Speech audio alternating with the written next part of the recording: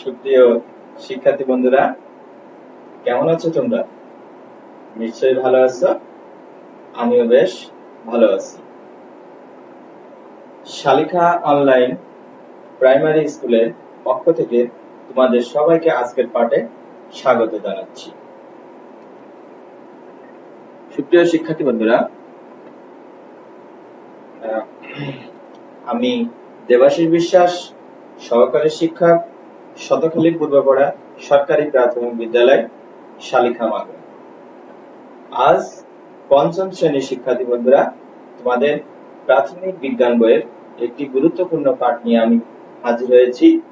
আশা করি তোমরা সকলে আমার সঙ্গে থাকবে।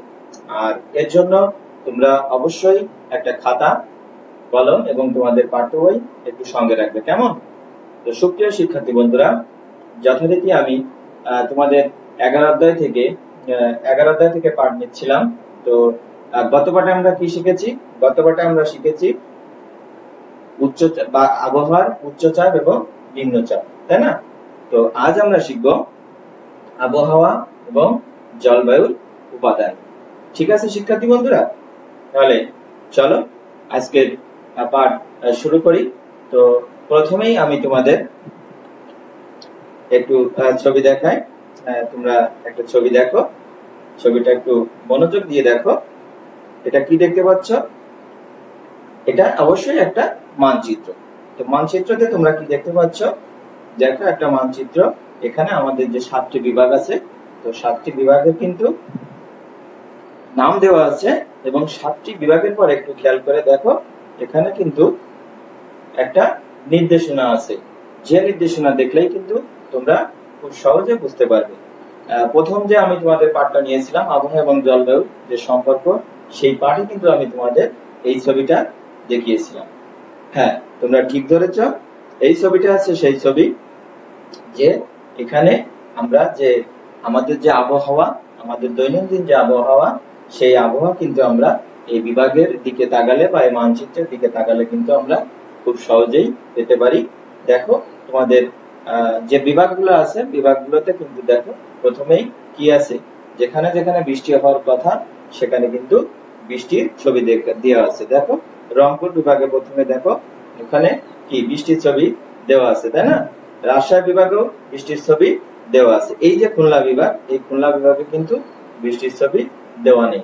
তার মানে খুলনা বিভাগে কিন্তু ওই দিনে বা আজকের দিনে কিন্তু যদি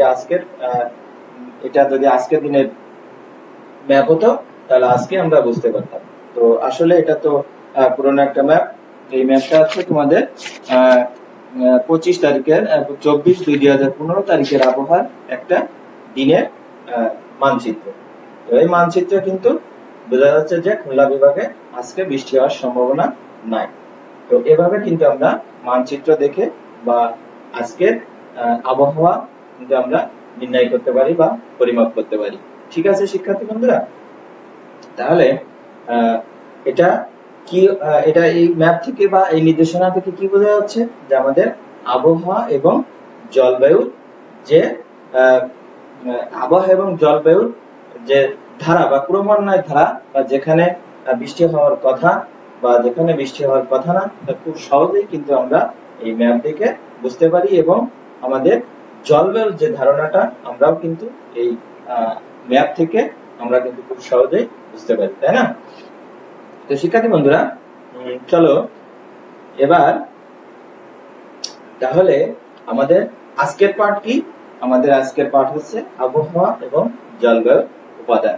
ঠিক আছে, তাহলে এই আজকের পাঠে আবহাওয়া জলবায়ুর উপাদান, এইটা তোমরা কি করবে? এটা তোমরা একটু খাতায় নোট করে নেবে। ঠিক আছে, আজকের পাঠের শিরোনামটা খাতায় একটু নোট করে নাও, কেমন? আবহাওয়া এবং জলবায়ুর উপাদান। তো শিখবে বন্ধুরা, এই পাঠে তোমরা কি শিখবে? এই পাঠে তোমরা শিখবে আবহাওয়ার নিয়ামকগুলোর নাম। আবহাওয়ার নিয়ামকগুলোর নাম তোমরা বলতে পারবে। আবহাওয়ার নিয়ামকগুলোর নাম বলতে পারবে, মানে কি কি জিনিস বা কি কিসের কিসের সমন্বয়ে পুরো আবহাওয়ার যে নির্ণয় করা হয় বা আবহাওয়া জানা যায় বা আবহাওয়ার গড় বা জলবায়ুর পরিমাপ নির্ণয় করা যায়, তোমরা কিন্তু আজকে এই পাঠ থেকে সেগুলো জানতে পারবে। ঠিক আছে শিক্ষার্থী বন্ধুরা, তাহলে চলো আমরা কি করি, আমরা একটা ছবি দেখি। দেখো এই ছবিটা একটু ভালো করে দেখো, দেখো একটা ছবি, এটা কি হচ্ছে দেখো, চিত্রটাতে কি বোঝা যাচ্ছে, চিত্রটাতে কিছু বুঝতে পারছো? হ্যাঁ, এটা এটা হলো তাপমাত্রা মাপার একটা যন্ত্র, অর্থাৎ এটা কিন্তু তাপমাত্রা মাপার একটা যন্ত্র, অর্থাৎ থার্মোমিটার। আমাদের শরীরে যে যদি আমাদের জ্বর হয়ে থাকে তাহলে আমরা দেখবা যে তাপমাত্রা মাপার জন্য ডাক্তারবাবু কি করেন, থার্মোমিটার ব্যবহার করেন। ঠিক আবহাওয়ার বা জলবায়ু পরিমাপ করার জন্য এরকম একটা যন্ত্র ব্যবহার করা হয়। তো এই যন্ত্রটি হচ্ছে তাপমাত্রা মাপার একটি যন্ত্র। একটু খেয়াল করে দেখো, আমি যেভাবে দাঁড়িয়ে আছি তার বাম পাশে দেখো লেখা আছে, উপরে এফ লেখা আছে। দেখো এই দেখো উপরে এখানে এফ লেখা আছে আর এই পাশে লেখা আছে সি। তো এটা থেকে তুমি কি বুঝতে পারবা, এফ এ বোঝাচ্ছে ফারেনহাইট আর সি তে সেলসিয়াস। তোমরা খেয়াল করে দেখবা যে যখন টেলিভিশনে সংবাদ পড়া হয় তখন কিন্তু যে উপস্থাপক আবহাওয়ার আবহাওয়ার যে সঞ্চালক বা আবহাওয়ার যে খবর পড়েন উনি কি করেন, উনি বলেন যে আজকে সর্বোচ্চ এত তাপমাত্রা বা এত ডিগ্রি সেলসিয়াস বা এত ডিগ্রি সেলসিয়াস, এভাবে, বা এত ডিগ্রি ফারেনহাইট এত ডিগ্রি সেলসিয়াস, বা সর্বোচ্চ তাপমাত্রা এত বা সর্বনিম্ন তাপমাত্রা এত। উনি এইভাবে কিন্তু তাপমাত্রা বা আবহাওয়ার খবরটা পড়ে থাকেন। ঠিক আছে, তো এই যন্ত্রটি বা এইভাবে কিন্তু আমরা আবহাওয়া বা এই যন্ত্রটির সাহায্যে কিন্তু আমরা আবহাওয়ার দৈনন্দিন হিসাব করতে পারি যে আমাদের বিভাগে আজকে সর্বোচ্চ তাপমাত্রা কত এবং সর্বনিম্ন তাপমাত্রা কত। তো শিক্ষার্থী বন্ধুরা, আরেকটি ছবি দেখো, ছবিটাতে দেখো এখানে কি হচ্ছে, হ্যাঁ এখানে কি হচ্ছে ছবিটাতে, হ্যাঁ ঠিক বলেছ, এখানে ছবিটাতে কি হচ্ছে, কেউ একজন পানি ফুটাচ্ছে, তাই না, পানি গ্যাসের চুলায় পানি ফুটাচ্ছে। আর কি হচ্ছে একটু ভালো করে খেয়াল করো, পানি ফুটানোর পরে কি হচ্ছে দেখো, পানি ফুটানোর পরে দেখো, পানি ফুটানোর পরে যে একটা পানি থেকে যে কি ধোঁয়া মতো তৈরি হয়, তাই না, ধোঁয়া মতো উড়ে যায়। তো এই ধোঁয়াটাকে কি বলে, জলীয় বাষ্প বলে। এই ধোঁয়াটাকে বলে জলীয় বাষ্প। ঠিক আছে, এবার দেখো আরেকটা ছবি দেখো, এই ছবিটা তোমাদের কিন্তু পাঠ্য বইয়ে আছে, এই ছবিটা তোমাদের পাঠ্য বইয়ে আছে। এটা আর্দ্রতা এবং বৃষ্টিপাতের একটি দেখো বৃষ্টিপাতের একটি গ্রাফ পেপার যাকে বলে বা ছক। এই নিচের ছক কি হবে যে মাসিক গড় এবং বৃষ্টিপাতের আর্দ্রতা কিন্তু লক্ষ্য করা যায়। তোমরা দেখো তোমাদের পাঠ্য বইটা একটু বের করো, তোমাদের পাঠ্য বই ৭৭ পৃষ্ঠা বের করো, তাহলে দেখতে পাবে। হ্যাঁ বের করছো, হ্যাঁ ৭৭ পৃষ্ঠা দেখো এরকম একটা ছক আছে। তো এই ছকের সাহায্যে কি করতে হবে আমাদের, যে মাসিক গড় বৃষ্টিপাত মিলিমিটার এবং পাশের যে ছক আছে সেখানে মাসিক গড় আর্দ্রতা দেওয়া আছে। অর্থাৎ আমরা একটা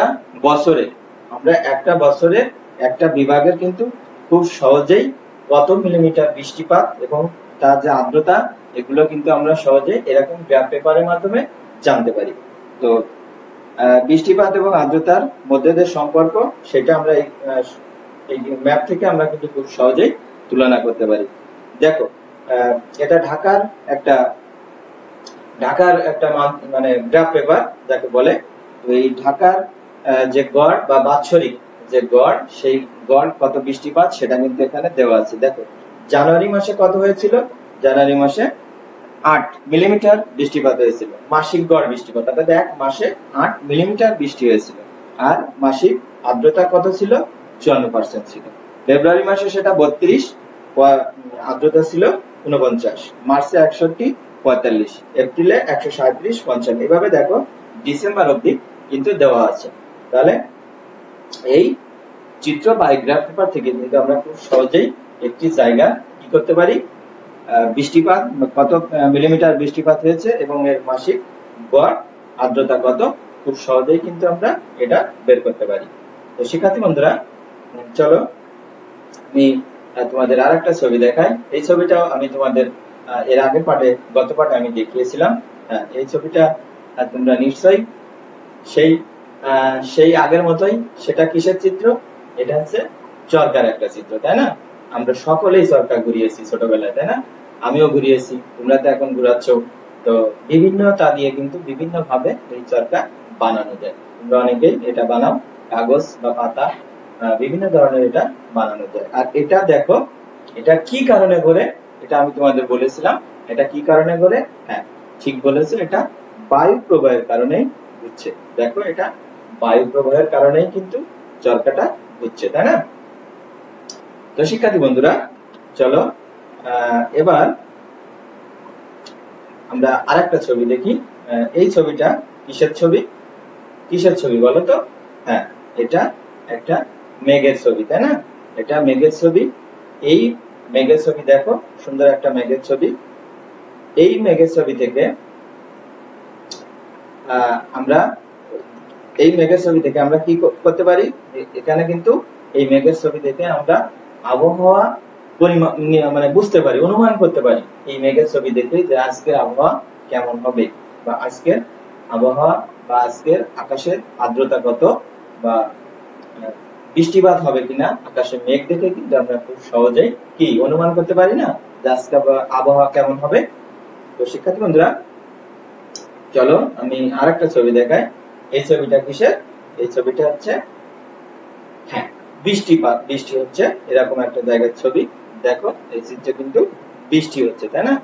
বৃষ্টিপাত হচ্ছে, দেখো এখানে মুষলধারে বৃষ্টিপাত হচ্ছে।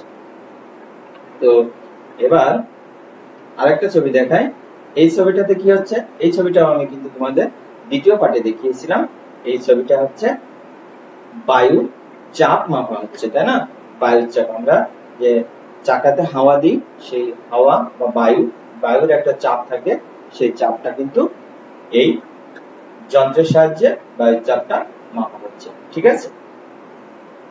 তো শিক্ষার্থী বন্ধুরা, এবার তোমরা আরেকটা চিত্র দেখো। এই চিত্রগুলো দেখো। এখানে দেখো আবহাওয়া, জলবায়ু, উপাদান। দেখো, আবহাওয়া, জলবায়ু, উপাদান, এই যে শব্দগুলো আছে বা এই যে বিষয়গুলো আছে, এটা কিন্তু আমি তোমাদের ইতিমধ্যে বলে ফেলেছি। দেখো, প্রথমে আছে তাপমাত্রা, তারপরে আছে আর্দ্রতা, তারপরে বায়ু প্রবাহ, উপাশে আছে মেঘ, তারপরে বৃষ্টিপাত, তারপরে বায়ুচাপ, ঠিক আছে? এগুলো কি? এগুলো কিন্তু সব আবহাওয়া এবং জলবায়ুর উপাদান। তাহলে তোমরা সঙ্গে সঙ্গে একটু খাতায় নোট করে নেবে, ঠিক আছে? তাহলে আবহাওয়ার উপাদানগুলো কি কি আমরা খুব সহজেই জানতে পারি। যে আবহাওয়ার উপাদানগুলো বা আবহাওয়ার নিয়ামকগুলো আমরা যেটা বলেছিলাম, যে আমাদের আজকে আমরা যা শিখবো, যে আবহাওয়ার নিয়ামকগুলো হলো তাপমাত্রা, আর্দ্রতা, বায়ু প্রবাহ, মেঘ, বৃষ্টিপাত, বায়ুর চাপ। এগুলাই মোটামুটি যে আজকে আমাদের আবহাওয়া, জলবায়ু উপাদানগুলো, এইগুলো নিয়েই কিন্তু আমাদের আবহাওয়ার উপাদান বা জলবায়ু আমরা নির্ণয় করতে পারি। তো এগুলো আশা করি তোমরা এগুলো একটু লিখে নিছো। এগুলো একটু লিখে নাও। তাপমাত্রা, আর্দ্রতা, বায়ু প্রবাহ, মেঘ, বৃষ্টিপাত, বায়ু চাপ। কারণ এই আবহাওয়ার নিয়ামকগুলোর নাম কি কি, এগুলো হয়তো দুটো নিয়ামকের নাম বা চারটে নিয়ামকের নাম এইভাবে কিন্তু আসতে পারে, ঠিক আছে? এগুলো উপাদান, বায়ু বা আবহাওয়া, জলবায়ুর উপাদানগুলোর নাম আমাদের পরীক্ষায় আসে। তো শিক্ষার্থী বন্ধুরা,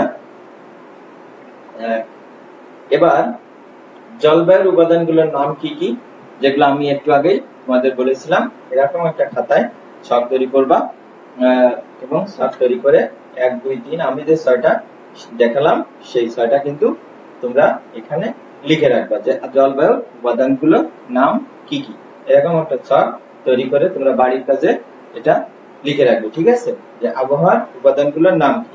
তাহলে আমরা চলো আরেকবার একটু দেখে নিই, ঠিক আছে? আমরা আরেকবার একটু দেখে নিই, তাহলে আমাদের আবার মনে পড়বে যে তাপমাত্রা, আর্দ্রতা, বায়ু প্রবাহ, মেঘ, বৃষ্টিপাত এবং বায়ু চাপ, এগুলো হচ্ছে আমাদের কি আবহাওয়া এবং জলবায়ুর উপাদান, ঠিক আছে?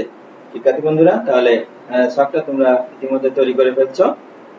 এবার দেখো,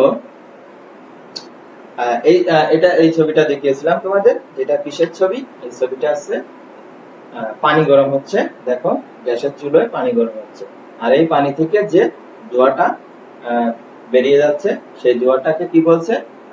জলীয় বাষ্প বলছে। এই জলীয় বাষ্প মিশে কি হচ্ছে, কোথায় চলে যাচ্ছে, এটা তোমরা ধারণা করতে পারো যে এই যে পানি ফুটানোর পরে যে ধোঁয়াটা চলে যাচ্ছে, এই ধোঁয়াটা কোথায় যাচ্ছে? হ্যাঁ, আকাশে মিশে যাচ্ছে। হ্যাঁ, ঠিকই বলেছ, আকাশে মিশে যাচ্ছে।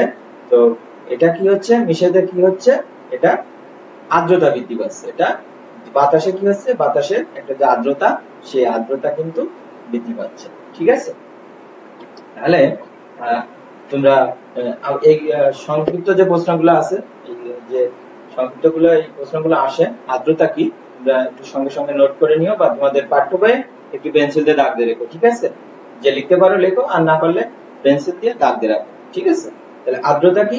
আর্দ্রতা হলো বাতাসে জলীয় বাষ্পের পরিমাণ। ঠিক আছে, আর্দ্রতা কি? আর্দ্রতা হলো বাতাসে জলীয় বাষ্পের পরিমাণ। তো এটা হচ্ছে আর্দ্রতা। ঠিক আছে, এবার দেখো এখানে আর দুটো ছবি দেখাই।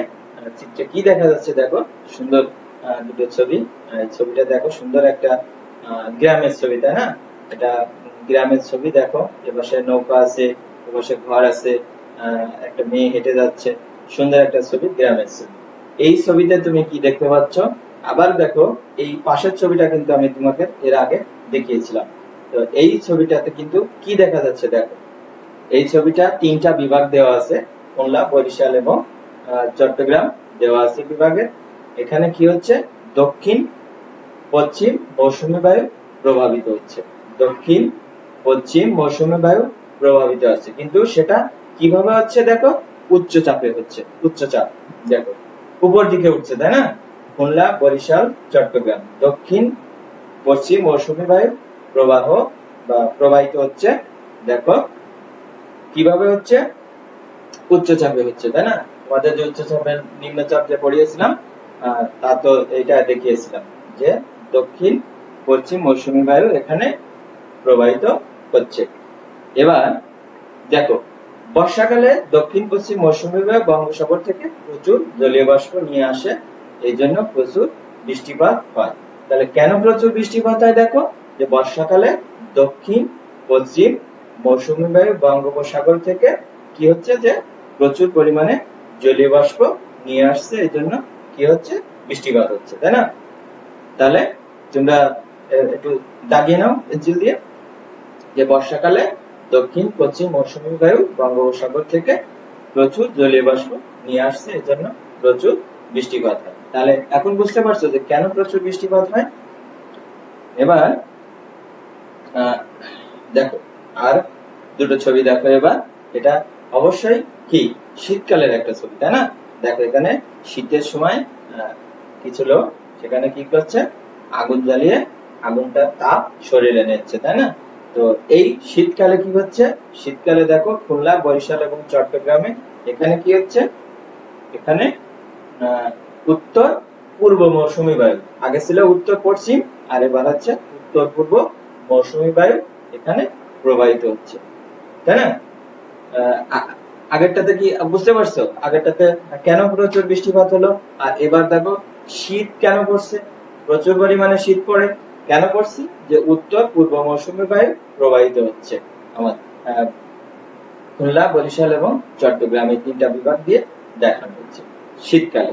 ঠিক আছে, এবার শীতকালে কোন দিক থেকে, উত্তর পূর্ব মৌসুমী বায়ু উত্তর দিক থেকে, কোন দিক থেকে, উত্তর দিক থেকে শুষ্ক শীতল বাতাস বয়ে আনে।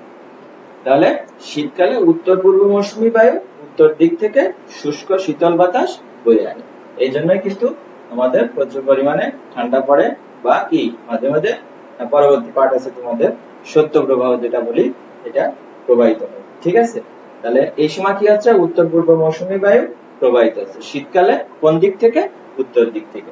ঠিক আছে শিক্ষার্থী বন্ধুরা, এবার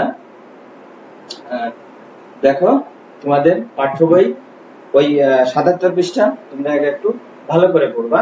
একটা পৃষ্ঠায় এখানে খুব মনোযোগ সহকারে এই পৃষ্ঠা তোমরা একটু পড়ে নিবা, কেমন?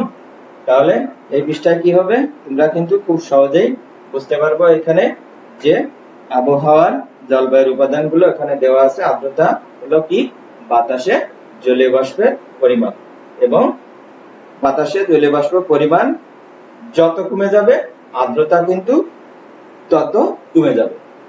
তাহলে বাতাসে জলীয় বাষ্প পরিমাণ কি হবে, যত কমে যাবে আর্দ্রতা কিন্তু তত কমে যাবে। ঠিক আছে। আবার বর্ষাকালে মাসিক যে গড় আর্দ্রতার পরিমাণ ও মাসিক গড় বৃষ্টিপাত অন্যান্য মাসের তুলনায় কি বেশি। এই জলীয় বাষ্প তখন কি হবে, বর্ষাকালে দক্ষিণ পশ্চিম মৌসুমী বায়ু বঙ্গোপসাগর থেকে, তোমাদের যেটা দেখালাম যে বর্ষাকালে দক্ষিণ পশ্চিম মৌসুমী বায়ু বঙ্গোপসাগর থেকে প্রচুর পরিমাণে কি নিয়ে আসে, জলীয় বাষ্প নিয়ে আসে।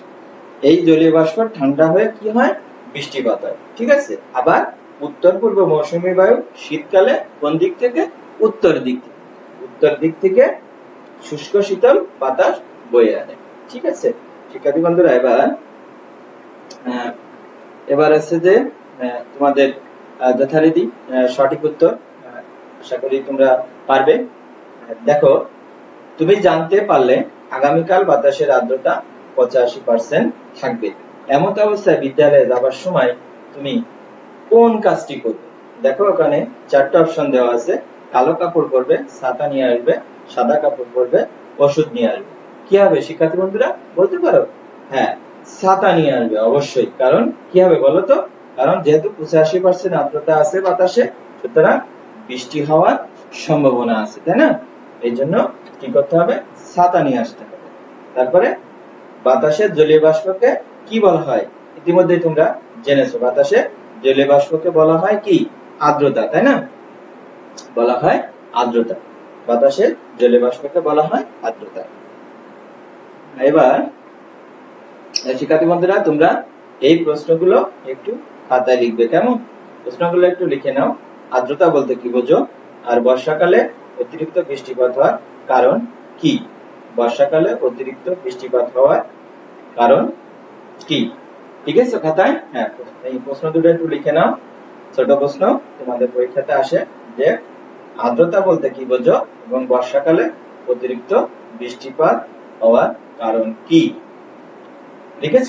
হ্যাঁ, এই দুটো প্রশ্ন উত্তর তোমরা খাতায় লিখবে এবং যথারীতি আগের মতোই তোমরা উত্তরগুলো লিখে মেসেঞ্জারে পাঠিয়ে দেবে। ঠিক আছে শিক্ষার্থী বন্ধুরা, এবার তোমাদের গুরুত্বপূর্ণ কিছু দেখো।